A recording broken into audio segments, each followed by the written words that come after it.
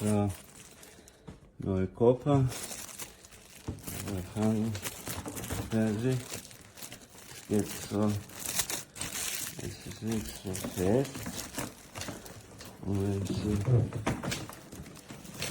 geht links, rechts und der Koffer ist leer. Leer. Was wäre, wenn er voll ist? In der Mitte, wenn es so kürzer ist, es geht irgendwie, aber trotzdem bin ich sicher, es ist zu weich, nicht so fest. Material, kennen Sie? Und es ist irgendwie, ich weiß nicht, ob sie so Loch sind. Es ist zu dünn, überhaupt nichts hart, fest.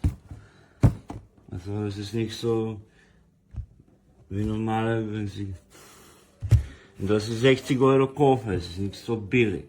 Also es ist nicht sicher wie diese von 160, ganz fest, harte Qualität Plastik. Aber es ist 100 € teurer. Ich habe auch nichts erwartet, dass er auf solche Niveau Qualität ist, wie 160 € Koffer. Oh, über 100 €, nichts nur 160.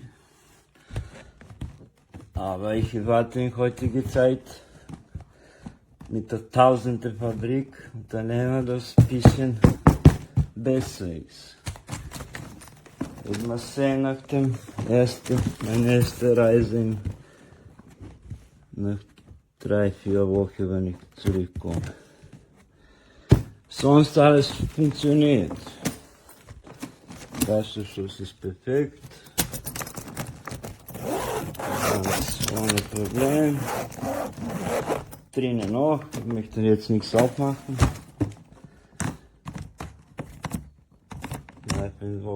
Alles okay. Außer diese Stange. Ich bin nicht zufrieden. Und Qualität ist wirklich nicht so gut. Also für 60 € ist unter. Wie diese Koffer von, keine Ahnung, 30, 40 €, diese ganz billige chinesische Koffer. Wo kann sie im Flohmarkt im Balkan. Keine Ahnung. I am disappointed.